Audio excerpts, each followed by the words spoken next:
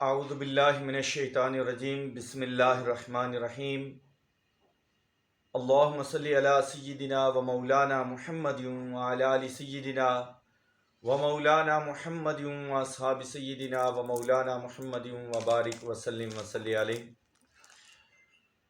استغفر اللہ ربی من کل ذنب اذنبتہ واتوب الیہ استغفر اللہ استغفر اللہ استغفر اللہ اللہم انا نسألک رزقا حلالا طیبا عملا متقبلا علما نافعا۔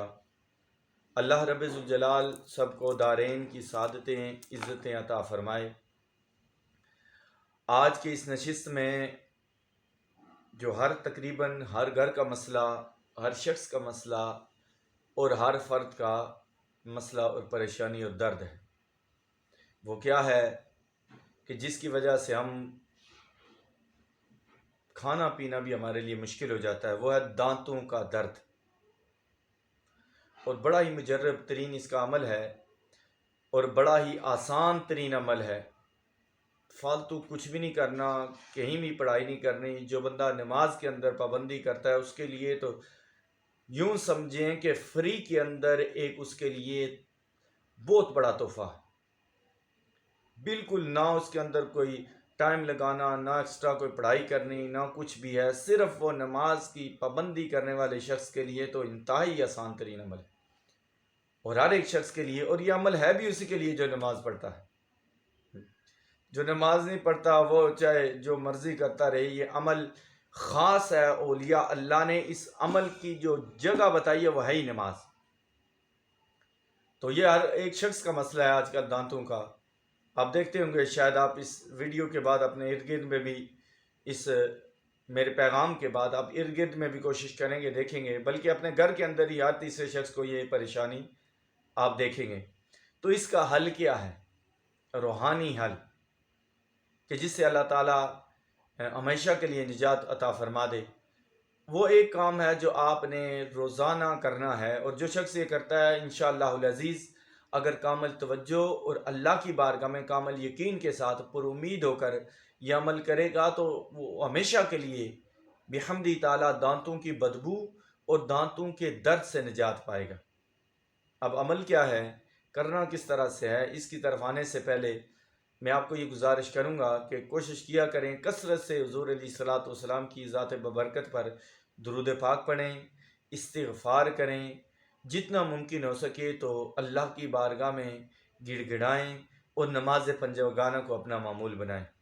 اگر آپ ایسا عمل کریں گے انشاءاللہ اللہ تعالیٰ آپ کو دنیا کے اندر بھی پریشانیوں سے بچا لے گا اور آخرت میں بھی آپ کامیاب ہو جائیں گے۔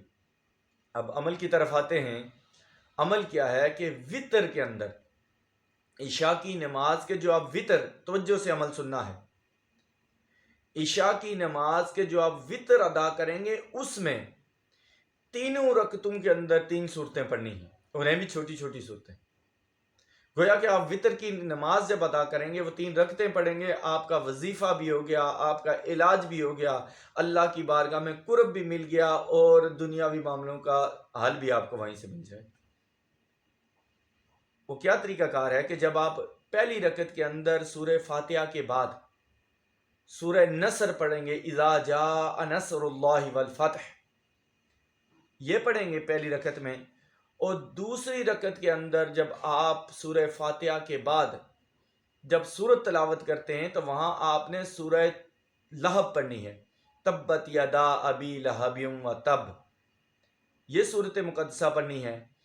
اور پھر تیسری رکعت میں جب آپ دعائے قنوت پڑھنے سے پہلے یعنی الحمد شریف کے بعد اب سورت پڑھیں گے تو وہ سورت پڑھنی ہے سورہ اخلاص۔ ایسا صوفیہ کا مجرب ترین عمل ہے کہ انشاءاللہ العزیز جو پڑھتا جائے گا وہ دونوں جہانوں میں سکون کی زندگی حاصل کرے گا۔ اگر آپ کو عمل کی سمجھ نہیں آئی تو ایک مرتبہ میں پھر ریپیٹ کر دیتا ہوں، پہلے عمل کو توجہ سے سننا ہے۔ عشاء کی نماز کے وقت جب آپ وتر ادا کریں تو وتر کی پہلی رکعت میں سورہ فاتحہ کے بعد سورہ نصر، اذا جاء نصر اللہ والفتح، وہ پڑھنی ہے۔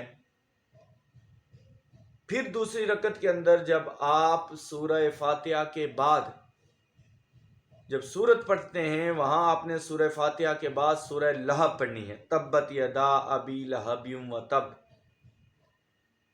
پھر اسی طرح تیسری رکعت میں سورہ فاتحہ کے بعد دعائے قنوت سے پہلے جو سورت پڑھتے ہیں اس کی جگہ آپ نے پڑھنی ہے سورہ اخلاص، قل هو اللہ احد۔